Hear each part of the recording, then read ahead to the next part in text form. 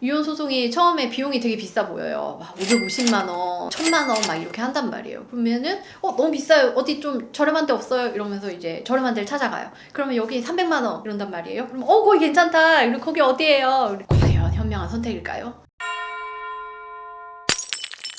변호사가 내 사건을 포함해서 보통 몇 건의 사건을 가지고 있을 거라 생각을 하세요? 30건? 50건? 60건? 그게 이제 비용이랑 같이 연결돼 있다고 생각을 하시면 돼요. 만약에 어떤 변호사가 이제 330만 원을 받고 한다라고 하면은 그만큼 사건을 많이 하고 있을 가능성이 첫 번째로 있고, 또는 두 번째로는 이 변호사가 사실은 그 사건을 다 담당하는 게 아니고 그 일을 대신해주는 사무장이라든지 실장이라든지 이런 사람들이 여러분의 사건을 대신해서 처리를 많이 하고 있을 가능성이 높습니다. 그러면은 보통의 우리는 법원에 가고 혹은 변호사 사무실에 가서 변호사를 만나고 변호사가 내 사건을 처음부터 끝까지 다 진행을 해줬으면 좋겠잖아요. 내 사건에 변호사가 좀 더 관심을 가져주길 바라고. 그럼 그게 현실적으로 가능한가? 그럴 만한 비용인가? 이걸 한번 생각을 해보셔야 돼요. 왜냐면 우리의 이혼 소송은 짧아도 1년, 길면 2년, 3년까지도 걸리거든요. 그러면은 330만 원에 내가 만약에 어떤 이혼 소송을 지금 진행 중인데 2년째다. 그러면 이걸 한 달로 나누면은 한 얼마 정도가 될까요?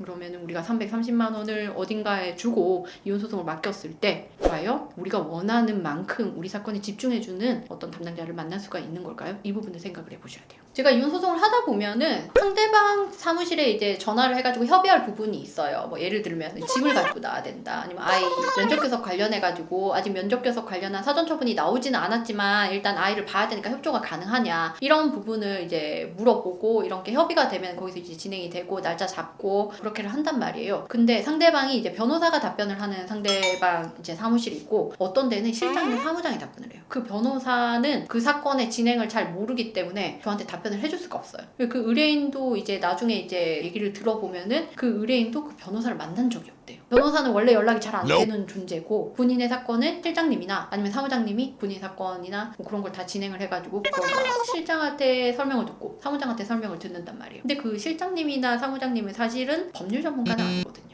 물론 그 사건에 대해서 경험이 어느 정도 있으니까 이런 경우 이렇게 된다 저런 경우 저렇게 된다 라고 이야기는 할 수 있지만 법은 잘 모르고 판사가 어떻게 이거를 바라보는지 판사가 어떻게 판결을 하는지에 대해서는 거기까지 공부는 안 돼 있어요. 그런 경우가 많아요. 변호사를 찾아볼 때 중요하게 생각해야 할 점이 진짜 이 변호사가 직접 사건을 진행하는지 여부를 진짜 확인해 볼 필요가 있겠네요. 근데 그거를 사실은 우리가 확인을 해보고 싶지만 확인이 잘 안 되는 경우들이 대다수죠. 우리가 보통 변호사를 찾을 때 여러분 어떻게 찾으시나요? 네이버, 유튜브 뭐 이런 데서 이혼 전문 변호사 뭐 이렇게를 검색을 하잖아요. 그러면 상단에 이렇게 쫙 떠 있으면은 그 상단에 이제 떠 있는 사람들이 유명한 사람들인가 보다 하고 들어가서 이제 거기 보면 대표 변호사들 경력이 쫙 나와 있고 그러면 이제 그 사람들이랑 상담을 해가지고 내가 선임을 하면은 그 사람들이 진행을 해줄 것 같잖아요. 그리고 이제 펌이 막 크다. 60명의 변호사가 있다, 100명의 변호사가 있다. 그러면 그 100명이 60명이 내 사건을 위해서 어떻게 힘을 써줄 것 같은데 실상은 그렇지가 않아요. 실상은 여러분의 사건을 담당하는 변호사 한 명이고 그 한 명은 여러분이 상담한 대표 변호사일 수도 있지만 그 대표 변호사는 사실상 상담만 하고 이 사건을 담당하는 어소 변호사라고 불리는 이제 고용 변호사들이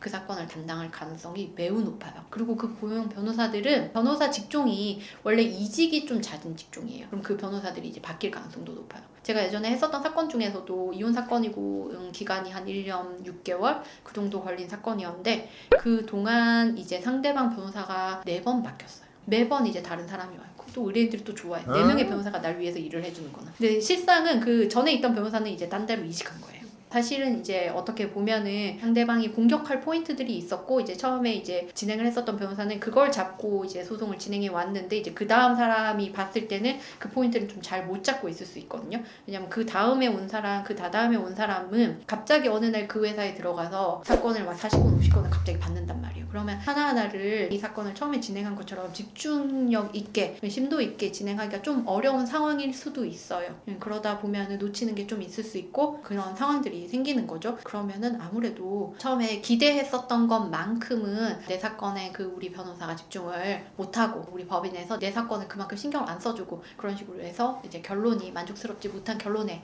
이르는 경우들이 있을 수가 있겠죠. 개인 법률사무소가 조금 더 사건에 대해서 좋은 결과를 내줄 수 있다라고 살짝 볼 수도 있겠네요. 그 개인 법률 사무소에도 변호사가 여러 명이 있는 경우들은 똑같아요. 개인 법률 사무소, 법무법인 마찬가지로 이제 대표나 아니면 본인을 상담한 변호사 뭐 이런 사람들이 직접 그 사건을 진행하는 경우도 있고 아닌 경우도 있고 혹은 그래도 이제 뭐 어소 변호사들이 진행을 하고 그 어소 변호사들이 그 회사에 좀 오래 남아있고 뭐 이런 경우라면 또 문제가 없을 수 있는데 이직이 잦은 회사에서는 확실히 문제가 있을 수 있겠고 또는 이제 어소 변호사들이 하는 역할이 재판만 왔다 갔다 하고 실장이나 아니면 사무장들이 이제 서면을 쓴다거나 아니면 상담을 한다거나 그런 회사들도 있거든요. 그런데 이제 가게 되면 이제 사건이 산으로 갈 수가 있어요.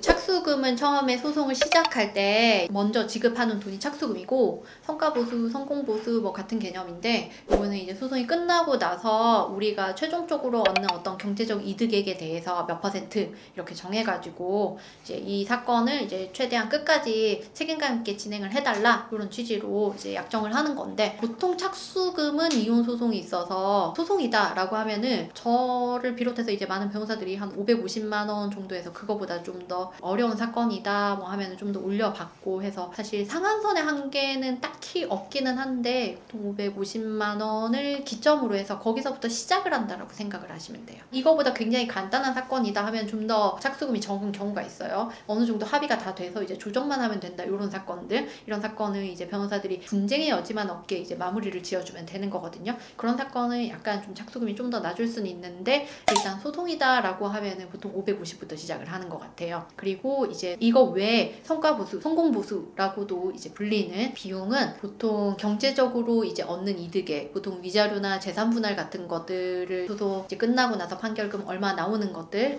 그걸 기초로 해가지고 거기에서 이제 적으면 5% 이제 많으면 10% 이상 그렇게 결정이 됩니다. 그리고 그 사건을 진행하는데 로딩이 얼마나 걸리는가 원래 착수금을 좀 높여서 받았어야 하는 사안인데 당장 이제 시작할 때 돈이 없어서 착수금을 좀 낮추는 대신 성과보수 이런 부분을 좀 높이는 경우도 있고요. 그래서 사안마다 좀 많이 달라요. 착수금은 착수금이고 이거 외에 소송을 또 진행하다 보면 추가로 드리는 비용들이 있어요. 일단 법원에 직접 줘야 되는 비용이 있는데요. 우리 인지대, 송달료라는 비용이 있고요. 이거는 법원에서 이 사건을 처리하는 데 드는 비용이라고 생각을 하시면 돼요. 소송 중에 만약에 우리가 감정해야 될 부분이 있다. 예를 들어서 우리의 재산 중에서 아파트가 있으면 이런 거는 뭐 KB시세나 일단 국토거래 실거래가를 보면 알 수 있지만 상가가 있다. 건물이 있다 라고 하면은 그 가액을 얼마라고 감정을 하는 게 맞거든요. 공시지가만으로는 좀 그 가액이 부족하게 나올 수가 있고 양쪽이 합의가 안 될 수가 있어요. 이 양쪽에서 어떤 금액에서 합의가 되면 또 감정할 필요는 없지만 금액에서 합의가 안 된다. 결국 감정을 해야 됩니다. 그럼 그 감정 비용들 이런 것들이 추가로 들 수 있어요. 그리고 요거 외에 이 소송의 본안 소송 외에 추가적인 어떤 붙어있는 소송을 좀 해야 될 수가 있어요. 예를 들어서 내가 이 소송 이혼 소송을 하는데 지금 상대방 재산이 많고 상대방 명의로 되어 있는 재산이 많은데 그 재산들을 다 어떻게 팔아버릴 것 같아요. 없애버릴 것 같아요. 다 없애서 현금화해서 해외로 가버릴 것 같아요. 라고 하면은 그런 행위를 못하도록 재산을 좀 묶어놔야 되잖아요. 우리가 가압류라고도 하고 가처분이 될 수도 있는 거거든요. 그런 보전 처분들 이런 걸 하면은 우리가 건 바이 건으로 또 소송 비용이 추가가 됩니다. 보통 뭐 110만 원, 약간 좀 사안이 까다롭고 어렵다라고 하면 220만 원, 330만 원 이렇게 올라갈 수도 있고 합니다. 보통은 한 110만 원 정도라 생각을 하시면 되고요. 그리고 이거 외에 사전 처분으로 양육비를 받겠다, 면접 교섭을 해야겠다, 또는 양육자로 지정을 받아야겠다라고 하면 이것도 별도로 또 추가가 될 수 있어요. 보통 요거는 한 번의 사전 처분으로 다 정하거든요. 그래서 요것도 한 110만 원 추가될 수 있어요. 그럼 여러분이 하시는 소송에서 난이도를 고려해서 기초적으로 한 550만 원 이상 이렇게 진행이 된다라고 생각을 하시면 되고 추가로 이제 몇백 더 들 수 있다. 이런 걸 생각을 하시고 소송을 진행을 하셔야 됩니다. 이거는 처음에 시작할 때부터 완전히 뭐 가압류도 하겠다 이거 한 번에 다 해주세요 사전처분도 바로 다 해주세요 라고 시작을 할 수도 있고 중간중간에 사건 진행에 이제 필요해서 추가를 할 수도 있는 부분이에요. 착수금 많이 들어가는 게 시작부터 좀 어려운 사건의 예로는 어떤 게 있을까요? 혼인 기간이 긴데 상대방의 재산을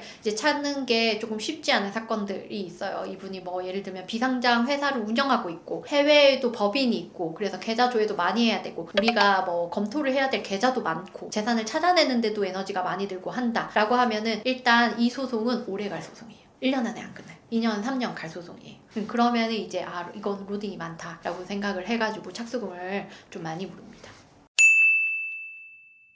수강단료는 우리 이 소송을 진행할 때 그 상대방한테 이거를 보내는 비용이라고 생각하면 돼요. 처음에 이제 등기 비용 같은 거 드는데 전자소송으로 진행이 돼도 매번 그게 얼마 드는 걸로 이렇게 간주를 해가지고 빼거든요. 그래서 그 비용은 뭐 그렇게 크진 않은데 인지대 같은 경우에는 예전에 한 몇 년 전에는 인지대를 재산분할 관련해서 따로 안 받았어요. 근데 이제 법원이 아니 우리가 이렇게 재산분할 힘들게 하는데 이 인지대를 안 받으면 어떻게 하느냐. 왜냐면 이제 다른 민사소송이나 이런 데에서는 인지대를 소가에 비례해가지고 받거든요. 그래서 이제 가사소송에서도 재산분할을 비례해가지고 인지대를 받게 해달라라고 해서 받게 됐는데 몇 년 전에 이제 시작이 됐어요. 그래서 인지대를 받고 있는데 그 인지비용 같은 경우에는 소가에 비례하다 보니까 우리가 청구하는 금액이 높으면 높을수록 올라간다고 생각을 하시면 돼요.